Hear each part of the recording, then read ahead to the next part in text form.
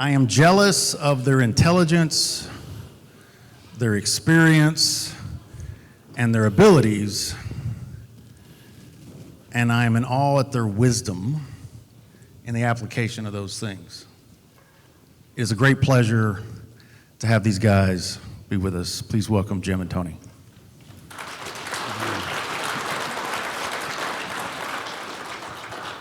Thank you. I think it'd be downhill from here. So, I'm Jim Marinas. This is my co-presenter, Tony Mishara. And just wanted to provide a short introduction. I know I don't know a lot of you here. So, my background in human and organizational performance started really when I was very young. I walked steel as a very high risk-taking youth. I decided that was a bad idea when I got fired for falling asleep 40 feet in the air.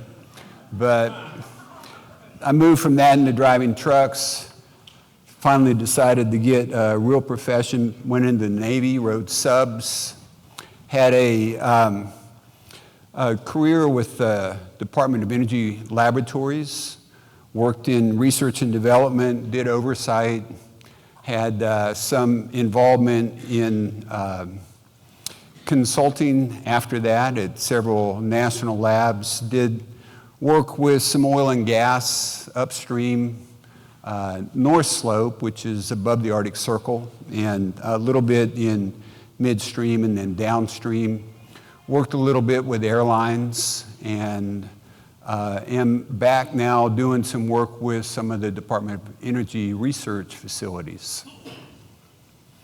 Well, you know enough about me, but over the last couple of days. But Jim and I and Ron Ferris are co-authors of the book that's no longer available up here, Critical Steps. So that's our relationship. By the way, Jim and I had a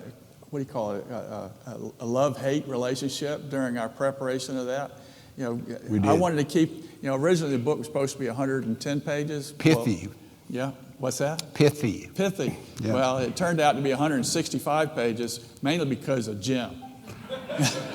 Wasn't all me, but I did make a contribution. Yeah. It's his fault. We had some very spirited conversations. Oh, yeah. Yeah. But some of that made it into the book. It did. Yeah. All right. So our presentation is on how to make complex things work. And just a lead-off question, how many folks in here work in a complex system? All right, good. I'm glad to see you say that. Most every one of you, right? Okay. What makes a system complex? Well, wait a minute. What do you mean by complex? Okay. A complex system is a system that has many moving parts, has sensitive dependence on initial conditions, exhibits self-organization, exhibits emergence. Basically, any system that is interesting enough to study, you will find is complex. Do people have anything to do with that? Do the I don't human know. being have anything to do with being complex? Do you think we can have a complex system without people? Anybody? I think by definition, your people create complexity. That's just if you're working with people, you got a complex. Speaking of love-hate relationship, right? I think you could probably generate some AI-induced complexity now. Do you have any examples? I'd say that all the way from the research complex that I supported down to something we were just talking about at the break, a NICU in a hospital, an airline, even a government entity. They're all complex. Mm-hmm. Mm-hmm. Okay? So how do you make complex systems work? Well, it's basically just humans operating systems, right? It's pretty simple. Anybody disagree with that? Did y'all hear what he just said? Just use the process. He said human performance is simple. Oh, come on. David, Right? David, you think human performance is simple? Non-committal. All right. Where's Todd? Where's Todd? Is it simple? No. Oh, all right. So human performance by itself is not simple. Did you hear me, Jim? Kind of baiting them, aren't we? Sorry. All right. It is not simple, right? It is, in fact, very difficult. In fact, Rasmussen, anybody hear of Jens Rasmussen before? All right. Good. Jens Rasmussen back in 1997 quoted a couple of researchers to say that even in 97, we were applying second-generation management systems to fifth-generation problems. And basically, it was saying that the management systems are behind the front line. The front line is the one that's figuring this all out. And so it is a lot more difficult than that. Here's a list of approaches, really steps that I found that worked in my national laboratory experience. We had a history at the lab that I was at of researchers being characterized as being out of control, having significant issues with the way they managed their work. There was a real push to bring in a non-researcher, which I was not a researcher. I was a recently transfixed sailor, basically. I worked at a couple of other locations in nuclear, but I really didn't understand research. And they said, we want you to put in a system that works for research and brings the researcher performance up to an acceptable level of safety, and we hope that it will not impact their output too much. In fact, what we found is by following these 6 steps, and we didn't know we were following them at the time, but we determined that we were actually helping them be safer and more productive. I'm not going to spend a lot of time on this because this was the introduction that Tony and I had to the conversation. But I see something that I think should be there. I see leverage success. I see success. And then 6, I see learning. How about learning from the success of others? Love it. But I'm going to just say we went to the next one. Okay, there's the evolution. All right. There's the evolution. And this is the relationship that Tony and I've had now for how many years? 4, 5? Well, eventually we started back in 87 at the Institute of Nuclear Power Both Operations. of us worked at IMPO back in 88, 87 timeframe. But this is what we finally lighted on. And I want to walk through this. It was a realization for both of us, and I think one that we need to make sure that we share with you. You all answered that you're currently working in a complex system. Most of you, in fact, probably all of you in here, are working in a system that was in existence before you started. Okay? And so this is not a list of how you start a new operation. This is how you make the one that you inherited work. All right? Now, does it matter what order you go into? Is the order important? Yeah, it does matter, but the second concept here is that it kind of depends on the context. So where you find yourself is where you start.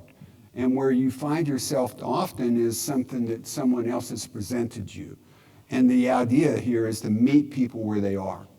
Okay? I would add to that, Jim. Yep. In fact, on my name badge, it talks about manage the risk. And I think wherever the risk exposes itself or raises to the surface, do whatever you need to manage that risk in the here and now.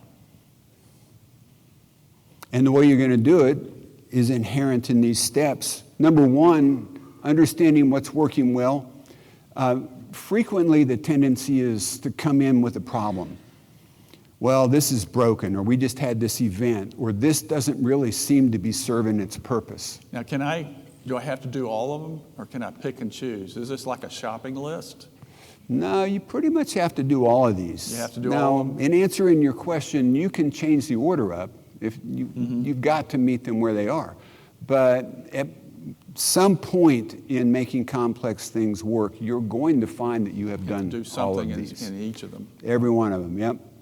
So the idea is that rather than addressing the request that comes to you, and many of you are in the receiving, I'm assuming, position where they say, you're human and organizational performance people. We just had this problem. Help me figure out how we're going to make this better, okay? The tendency is to help focus on what went wrong. You know, to Nick's point, sometimes you need to spend more time understanding what's going well, and that helps you better understand how to address what's going maybe a little awry. So really understanding, how are you succeeding? How many people are in here, are in a company that is bankrupt? Well, I'm sorry. That's unusual. Most everybody in here is in a company that is profitable. You're making money, or at least you have good potential for making money. And studying what's going well is really a lot more useful in that company than starting with what's broken. And I'm going to give you an example here in a second. Critical steps. I think critical steps have been introduced in this forum, right? Okay. Being able to understand what you're going to learn from is important. How many times have you been asked to come help some part of the organization, and they say, we know you're really good at what you do, go in and make it better. Where do you start?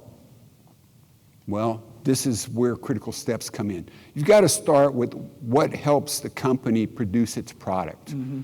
Because if you're looking at something that is 3 or 4 times removed from the things that are most important to get that product out the door, you're wasting your time.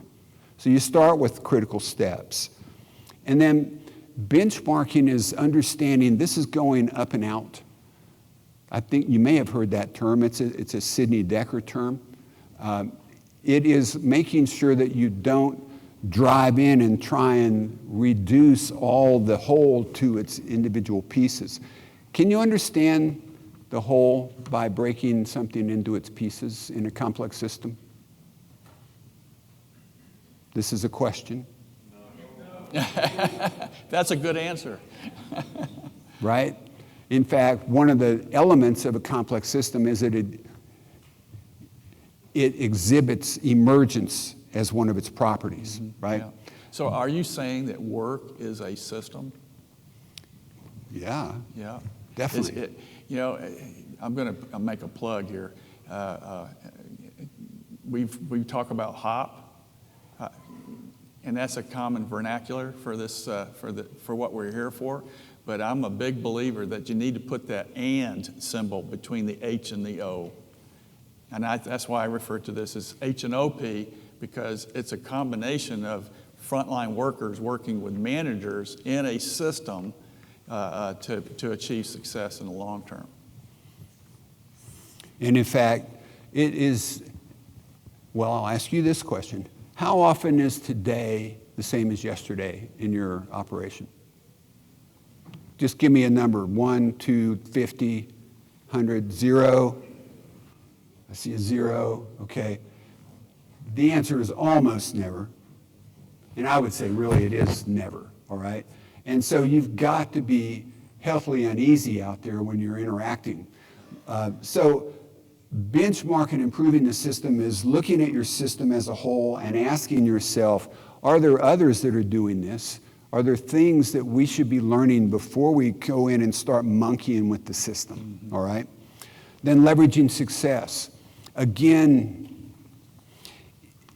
if your operating philosophy is avoiding something, how do you know if you've succeeded?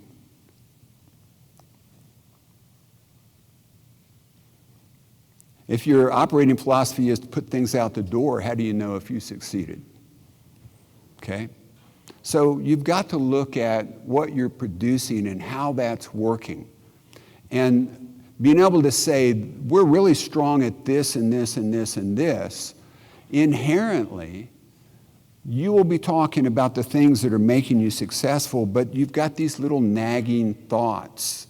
The experts in the field will be able to say, yeah, this is going well, this is going well, this is going well. I really kind of worry about this. And that's where you can start making something that hasn't failed yet even better. All You know, right? we heard this morning from Nick Peterson with American Airlines, and he gave us several examples of what success looks like and how to look for it in the workplace. And then number 5, learning and aligning for clarity, utility, and nimbleness. I think you've heard the term reduce clutter. This is part of reduce clutter. This is also making sure that the systems that you have in place, the processes, the procedures, are actually helping people stay engaged, stay focused on the risks, stay focused on producing the product successfully, all right? And then recognizing that, in fact, companies are really good at adding things. How many companies are good at taking things away in their processes? Any company out there that has a good sunsetting process, raise your hand. There's a message there, right? Okay. This is talking about that. That needs to be built into your makeup. And then something that near and dear to my heart, there's a lot of emphasis on communications in companies, putting a lot of information out on this part of our process and this part of our requirements set, and this is what this part of the company is doing. These are the key performance indicators, and this is how we're doing. And there's a lot of info coming out. But there is not nearly as much emphasis on the day-to-day conversations, the lower level of interactions amongst the people in the field, and especially across organizational lines. Where do your failures occur?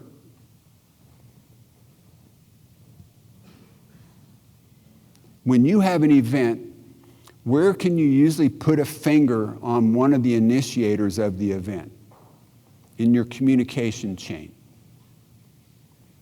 It's handoffs. It's interdisciplinary handoffs from this part of the organization, from quality to production, from maintenance to production, from quality to operational oversight, from requirements to procedure writers.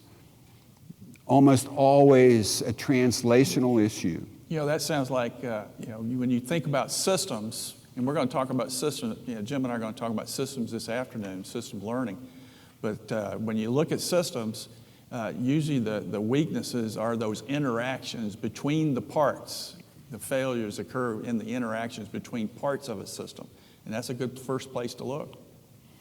And so the term that we like to use is ongoing, technical, robust, interdisciplinary conversations about what must go right and how it's going. And those are the frontline conversations that your people are having when you're not bombarding them with all these communications. You see the difference? This is what helps people know how it's really going on a day-to-day basis. This is what's creating that shared mental picture, the mental model in human and organizational or organizational psychology terms. But this conversation and keeping it going is how you keep your processes on track, because every day is different, and tomorrow will be different too. And your processes can't be static. So we're going to go back up to aligning for clarity, utility, and nimbleness. We're going to go back up to pinpointing critical steps. See how this starts to iterate? All right? Jim, can I go back to that? Yeah. Number 5? Yeah. What do you mean by nimbleness? You know, this was a term introduced to me by Roby Inge. Roby is an individual that has worked at, I think, every one of the Department of Energy national labs. He's an 40-year plus experienced safety and health director, very, very knowledgeable. I would have thought a little bit stoic little set in his ways.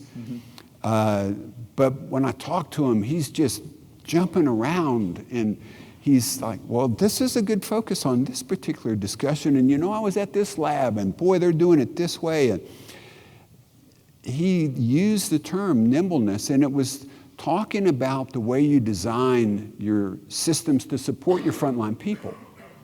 You need to keep in mind that you are supporting experts. You're not supporting automatons. And you need to give them the flexibility to exercise their competence. You need to allow them to be nimble within constraints. So you're saying you can do work outside the procedure? Nope. What I'm saying is that there's never been a procedure written that can be exercised as written. Ooh. Now, hopefully that's by design, all right? Because if you try and write a procedure that cannot be deviated from and is going to cover everything, give it to a person that wants to make a point and tell them to work the procedure, and you won't be operating very long, right? Mm-hmm. How many folks have experienced work slowdowns by work to procedure? Okay, you get it, all right? So what I'm saying is that you've got to write it to use the competence base of your performers, and that varies, but then give them the ability to move around. Yeah. And allow them to do it quickly. And we're going to talk about that here in just a second. Okay. So on to something that talks a little bit about what this is. And this is from Jens Rasmussen. I mentioned him. This is something he called his dynamic operations model, dynamic safety model, as some of you may know it by.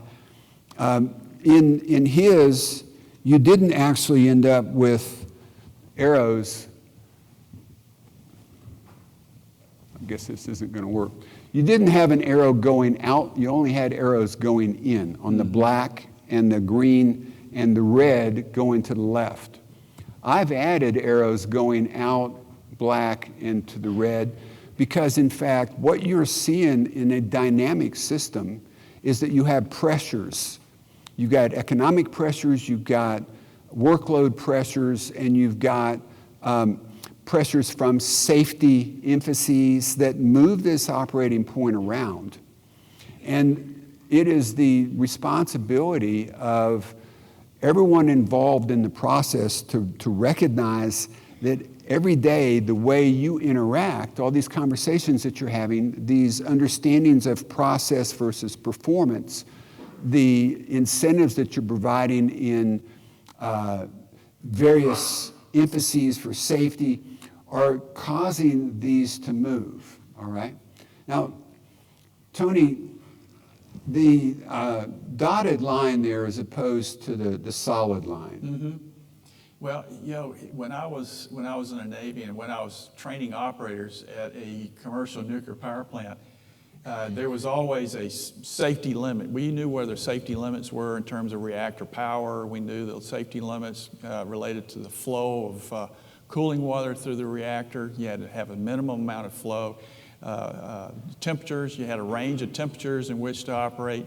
And embedded in the indication, to know where you were relative to that reactor, you had to take into account instrument inaccuracies. You also had to take into account the fact that there were inaccuracies in the sensors, the resistance temperature detectors and the pressure detectors. They all had inaccuracies. So your actual operating or administrative limits were somewhere conservatively to the right of the actual limit that would cause harm to the reactor or to some piece of equipment. So in a matter of speaking, that's your safe operating envelope, is what's designated by the dotted red line. So the solid line, the solid red line, represents where failure actually occurs. And for those that have studied some of Dave Wood's work, the graceful extensibility occurs along that dotted red line, the solid red line. And the question I have is, How many operating points are there actually in a complex system? Is there just one? See, no. There are more than one? In Yeah. fact, Jens Rasmussen calls this space between the boundaries, in fact, the space of opportunities. These are all the opportunities where you can actually operate. All right? So, but what happens, Jim, when the economic takes precedence over safety? Well, I think it's a good time to expand the conversation. What drives those gradients? Yeah. Right? Mm-hmm. What drives the workload? What do workers tend to do? They look for shortcuts or trade-offs. And so what happens to that black line? And how does that influence where we actually operate? And that's why I've drawn the arrows going both ways. Your processes influence this. The conversations that you have influence this. The emphases that you place on events influences this. The discussions that you have in your toolbox talks. I mean, everything influences where you're operating. And you're operating in multiple operating points. Now, you can look at it collectively, and we'll do that in our next slide, and look at where the organization is operating in relation to the failure. But the idea is that you need to understand where you're operating, because one of the ways to improve safety is to push the operating point to the right. But then you're having some challenges then with your economics. You may have some challenges, with the workload on the folks. And so the tendency is to have that gradient go left, but leadership is responsible for fostering the conversations by creating the processes, policies, and procedures that allow that to light where it needs to light. And who's really best situated to determine where they operate? Is it CEO, mid-level manager, or frontline? 1, 2, or 3. Give me fingers. 1, 2, or 3. All right? I see a lot of 3s. Good. Right? And that's what a lot of the focus is with learning teams, Brent and Brent. I'm going to disagree a little bit. Go ahead. All right. Engineers, they have an idealistic perspective on the technology, and they think that you have to operate according to a procedure. This is where you're going to operate. But the workers, they may not have that perspective that the engineer has, and so what's their focus? If they don't understand the business, if they don't understand the technology, they're going to have a tendency to try to minimize the workload on themselves, which is going to tend to cause that operating point, that black dot with a circle around it, it's going to tend to push it towards the left. Because what term have we been using the last couple of days that shows this migration from the dot towards the red line? Starts with a D. Yeah, in fact, Jens Rasmussen calls it migration, but we've been using the term drift. Mm-hmm. And that's what's going to happen if we allow the frontline worker, I'm just expressing my opinion here, Jim, if we allow the worker to, if they don't really have an understanding of the technology, most of them do, but some of them don't, and they'll move they'll make that trade-off and trade-off workload or trade-off safety to workload. So it highlights the role of that ongoing, robust, technical, interdisciplinary conversations about what must go right and how it's going. And those are not just conversations at the leadership level, they're not just conversations at the front line level. They permeate the organization. Okay, so you all right with that? I'm all right with that. All right. Now I want to tell you a story. I want to give you an example of this. And this was an opportunity I was presented with up in Alaska, above the Arctic Circle, in well, it would have been January. So it was their prime production season. Some of you may not know that most of the activity at the North Pole is during the winter, so they can build ice roads. And that's how they do a lot of their transportation. That's how they do a lot of the drilling activity, because tundra up there must be protected. And if you build an ice road, you get it thick enough, you engineer it well enough, you can drive multi-hundred-ton objects over this ice road. It does nothing to the tundra. And then in the spring it melts and there's no evidence. It's really cool. But I was called in because they had a problem with one of their assets. They fly their people up there, okay? So they've got a north-south route from Anchorage up to the assets, and then they fly east-west up there on smaller planes.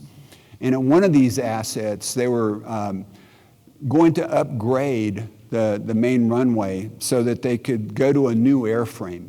And they wanted to bring the rigor of that air operation up.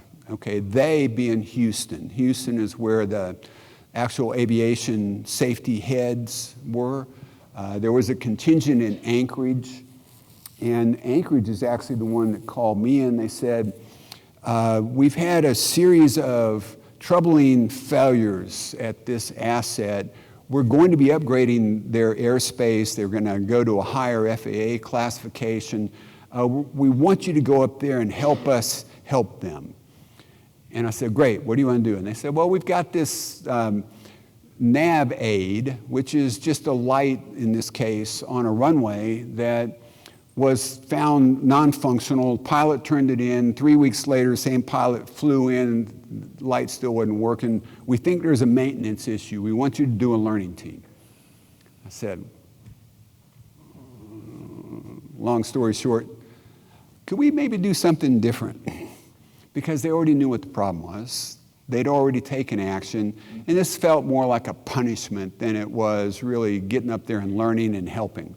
So I said, let's do a proactive learning team. Let's start with what's working. So I hope you see some relation to the list that we had.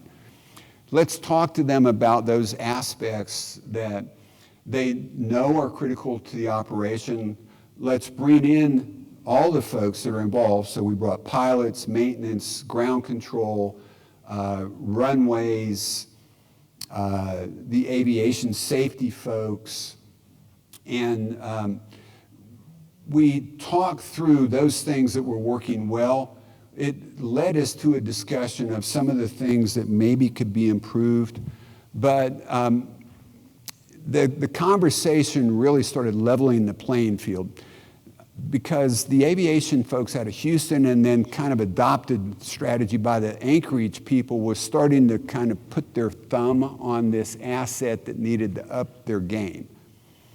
And this leveled the discussion, because they could see that the people on site up there were actually doing a good job of managing the air operation. So I just want to say, flying in 24-hour darkness with ground blizzards at -30 to -50, with significant undulations in terrain, fog, a lot of thermal-induced winds. It's a pretty hostile environment to fly in, and they had a very good track record. And so the aviation safety folks kind of stood back a little bit and said, oh, all right, well, let's keep going down this road. And they wanted to create an aviation management system. And initially they had come in and said, all right, you asset folks out there, we know that you're kind of low on the FAA rating, you're not that experienced. The aviation management systems were full FAA compliant at large airports. They really understood aviation management systems. But they changed their tune a little bit based on this interaction in this proactive learning team. We reached out to Eurocontrol and the Skybrary library, which is it's a consortium over in Europe. I think they've got 40 members, Nick, now. Is that right? Okay. And they actually have an extensive library. Turned out they had a small asset safety or aviation management system already created. And it was a template. And all you needed to do was kind of look to see how it applied, talk to the people in the field, and make it yours. And the aviation folks out of Houston said, whew, man, that relieves us of a lot of work, because they were going to create it from scratch. And the people in Anchorage said, well, you know, we see a lot of this already in practice at the asset, but you don't have it written down. Yeah, well, we didn't really think we needed to write it down. We've been doing this for a long time. Okay, well, if we help you write it down, would it be useful? You bet. All right. So they turned a multi-month, in fact, probably more close to a year effort into just a very short exercise. They found some things they weren't doing, but it brought all of those aspects of aviation on the North Slope, full of critical steps, to a more common and shared picture, and it laid really solid groundwork for them to have those ongoing technical conversations. That sounds like an example of learning from the success of others. Benchmarking is what that sounds like. We should probably put that slide back up, right? Okay. Where do you I like it. all right? Number 3. Okay. And was there some alignment? Yeah. Because there were some things that they were doing up on the slope that were going to have to improve. Their runway maintenance needed to be upgraded because, in fact, the Q400 has carbon blades, and you throw gravel up in the carbon blades, you shorten the life significantly. But they found that this process, and we didn't give them this process. We discovered this process, kind of like your example from Alcoa, Tony. I love that one.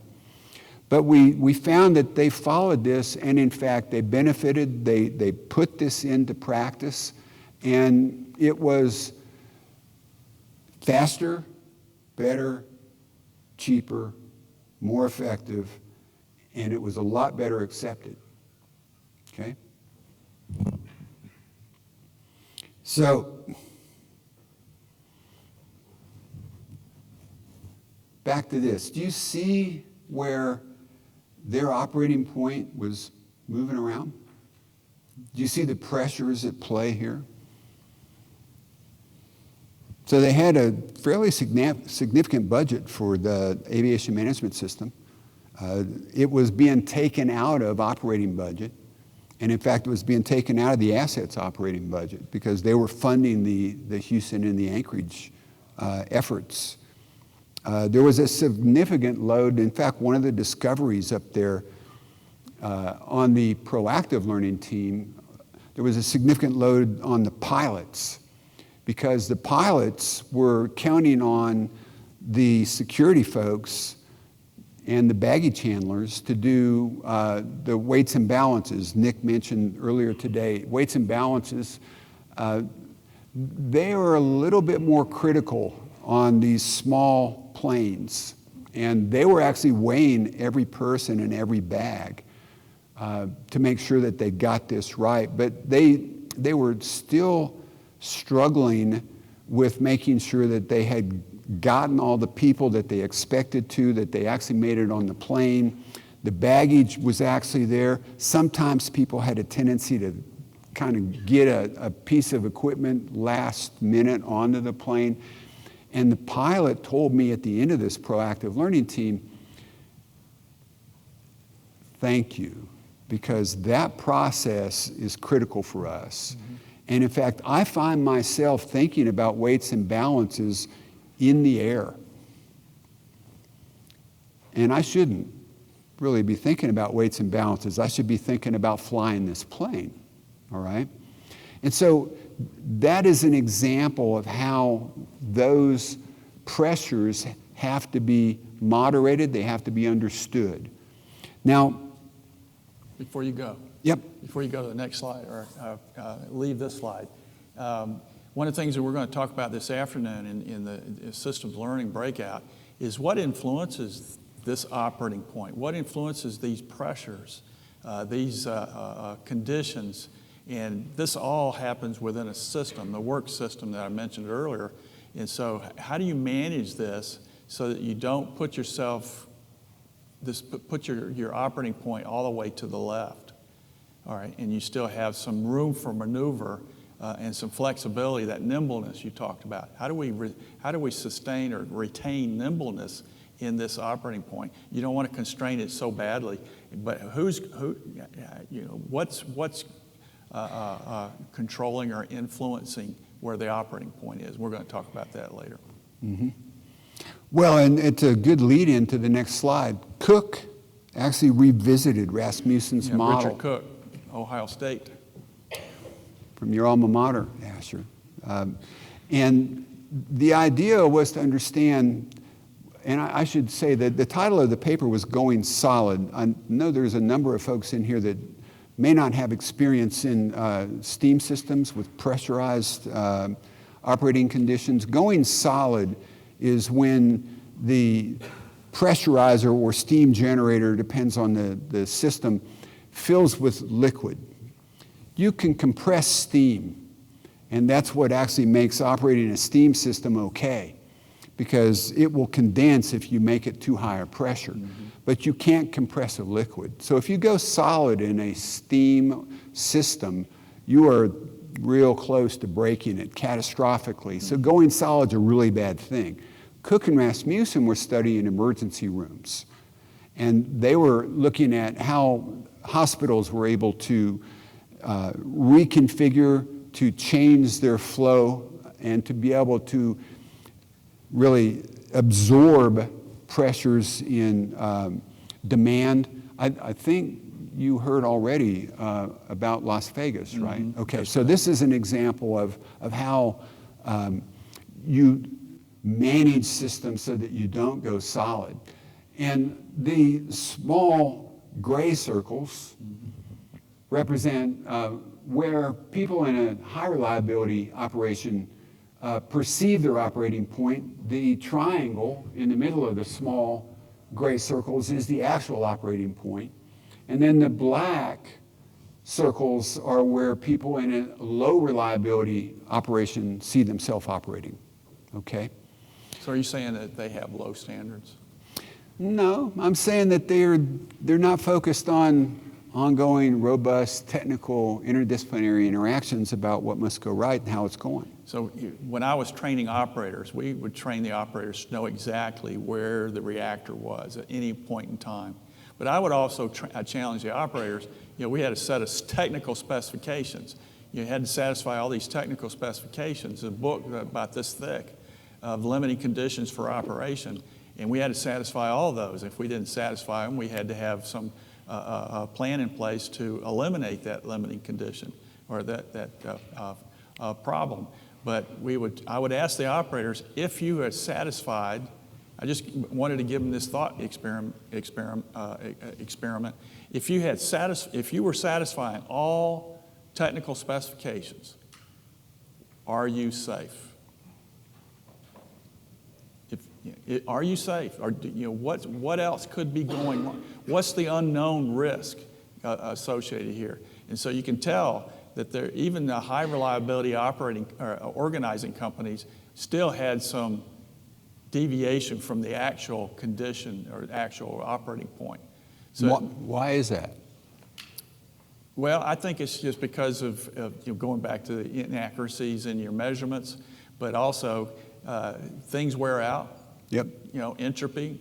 Entropy is one of my favorite words. Things wear out, and that satisfies a lot of people. It does. Well, and just the volatile nature of operations, yeah. Right? And today is definitely different from yesterday. I call them landmines. There's landmines in the workplace. A landmine is basically a hidden critical step.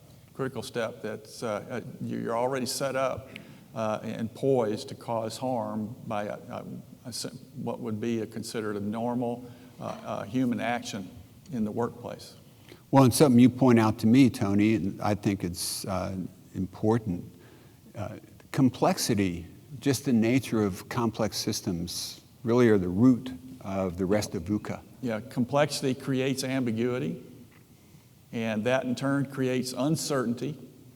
And when you get to this level, you get to this side of the space of opportunities, all right, as you can tell, we're looking at that red line. You know, in the previous slide, we have the solid red line and the dotted red line. That's where we are on this slide.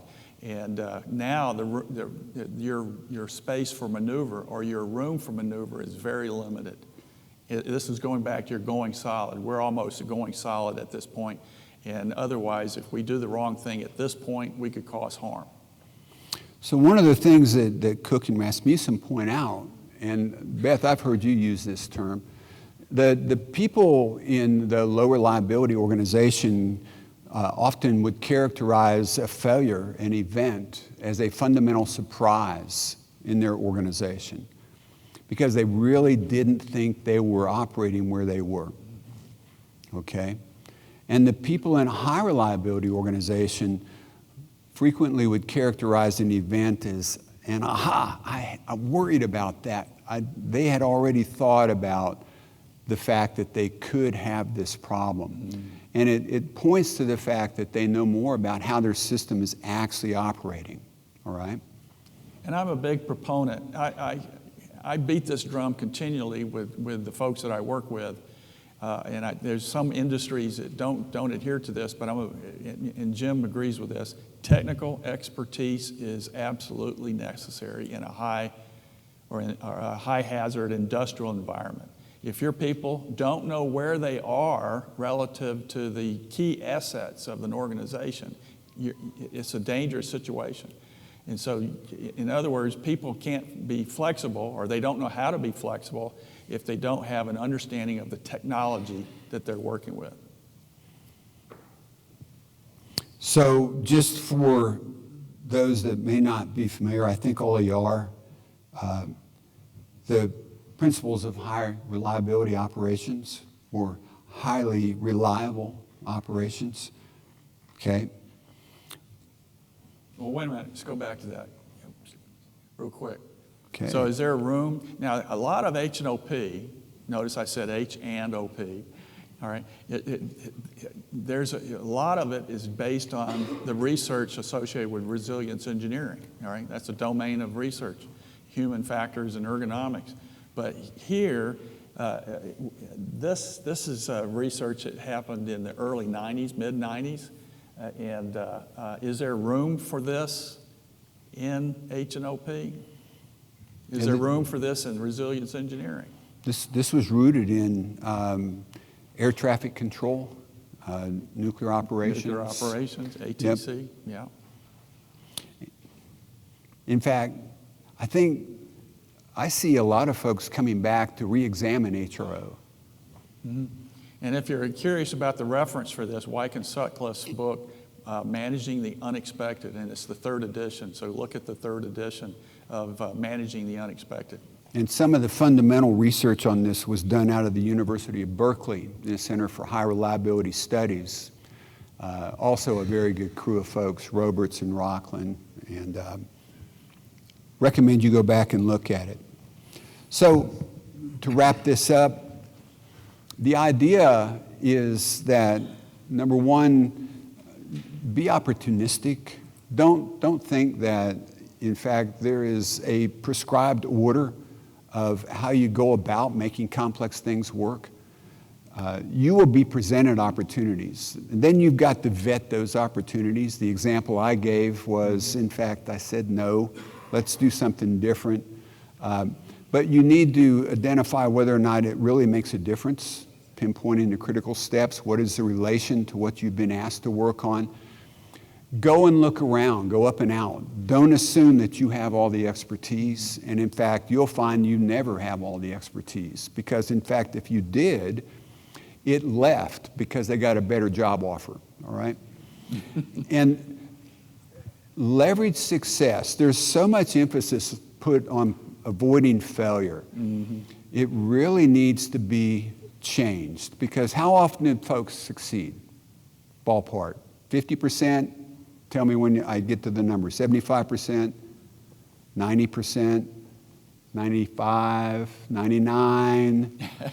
About 99 at least, right, on average. We need to leverage success. Always be looking at how your systems are supporting your people, not the other way around. Servant leadership is real. Enhancing conversations, not at the expense of communication. You've got to have communication. There are some things that have to go out to all employees, but have your conversations. I want to emphasize that, and Jim helped me in this when we were writing the book on critical steps, this idea of communicating, conversations, dialogue among not only the workers, but also laterally at the sharp end of the organization, but also vertically in the organization and in the system. And so I can't overemphasize that enough, and I thank Jim for making that clear to me. Well, and then the learning leaders really is kind of a key here, and it often is the people in the front line, okay? You've got a lot of de facto leaders that are very knowledgeable, and if you give them the opportunity, they will help you focus the company on looking where you should, okay? And I see a red light. That's pretty cool. Is this... I wonder what that means, Jim. Is this for Nick? Nick, are we coming into the terminal here? Or? All right.